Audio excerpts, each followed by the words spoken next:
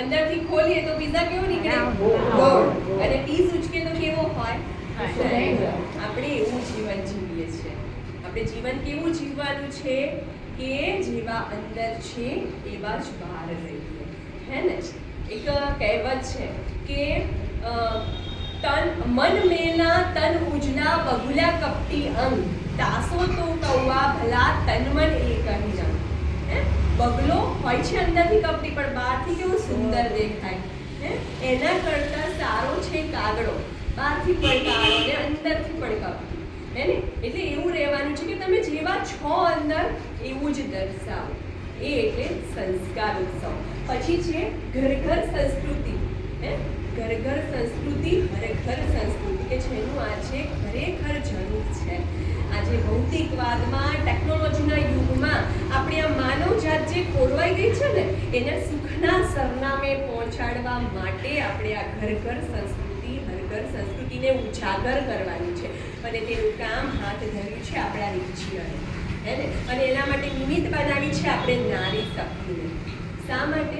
કારણ કે નારી શબ્દ શું સૂચવે છે? નારી એટલે ના હારી, જે ક્યારેય નથી હારતી તે એટલે નારી. પછી ધર્મ માટે અગ્નિ પરીક્ષા આપનારી સીતા હોય કે યમરાજ પાસેથી પોતાના પતિના પ્રાણ મેળવનાર એ સાવિત્રી હોય, નારી ક્યારેય નથી હારતી. સંસારના રંગમંચ ઉપર, હે ને, વગર રિહર્સલ કોઈ પણ એક પાત્ર હોય ને કે જે સૌથી સર્વશ્રેષ્ઠ બધા જ ભૂમિકાને નિભાવે છે તો તે છે એક નારી, હે ને? માતાનું પાત્ર હોય કે પછી પત્નીનું હોય, પુત્ર વધુનું હોય, આ બધા જ રોલમાં એ ફિટ બેસી જાય છે, હે ને? કેટલું ચંચળ સ્વભાવ હોય છે જ્યારે પરિણિત ના હોય ત્યારે, કેટલા કેટલા સપનાઓ હોય છે, પરંતુ લગ્ન પછી પોતાના સપનાને ક્યાંક માળીએ મૂકી દે છે. કેમ? કારણ કે તેના માટે પારિવારિક જવાબદારી છે ને પહેલી થઈ જાય છે, હે ને? એટલા માટે જ તો નારીને નારાયણી કહેવામાં આવે છે. ભગવાન તો સર્જનહાર છે, હે, પણ એને પણ જ્યારે જન્મ લઈને ધરતી પર આવવું પડે ને ત્યારે એક માતાની જરૂર પડે છે, હે ને? એટલે જ કહેવાય છે કે નારી તું નારાયણી છે, હે ને? આપણે ભગવાને આ સંસારમાં સર્જનહાર તો એ છે પણ સંસારને ચલાવવા માટે આપણે નિમિત્ત બનાવ્યા છે. એક ઘર ભાગ્યું કે એમાં તું બાળકનો ઉછેર કર, એનામાં સંસ્કાર કર અને સુંદર મજાની સૃષ્ટિ બનાવ. તો આપણો જે કહેવાય ને કે નારી તરીકેનો અવતાર એ દુર્લભ છે. હવે અહીંયા ઉપસ્થિત બહેનો છે ને એક પ્રશ્ન પૂછું, દિલ પર હાથ રાખીને કહેજો, કેટલાને ગર્વ છે કે અમે નારી છે? ગર્વ હોય કે અમે નારી છે એવા હાથ ઉપર કરજો. સરસ, બધાને છે. પછી હોવો જ જોઈએ, હે ને? કારણ કે ભગવાનને પણ જ્યારે શક્તિની જરૂર પડે છે ને ત્યારે માં જગદંબા પાસે જાય છે, હે ને? એટલે શક્તિનો, તાકાતનો, હિંમતનો, પ્રેરણાનો સૌથી મોટો સ્ત્રોત નારી છે. જેટલા પણ પ્રેરણાત્મક શબ્દ છે ને એ સ્ત્રી વાચક છે. તમે જુઓ, હિંમત, શક્તિ, તાકાત. ક્યારેક કોઈને એવું કહેતા સાંભળ્યું કે એનામાં કેટલો તાકાત છે, કેટલો હિંમત છે?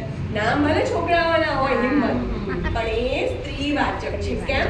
કારણ કે શક્તિનો સૌથી મોટો સ્ત્રોત છે એક સ્ત્રી, હે ને? મનુષ્ય શરીરના કેટલાય હાડકા જોડે તૂટે ને ત્યારે કેટલું દર્દ થાય ત્યારે સ્ત્રી પ્રસૂતિ વખતે સહન કરે છે, હે?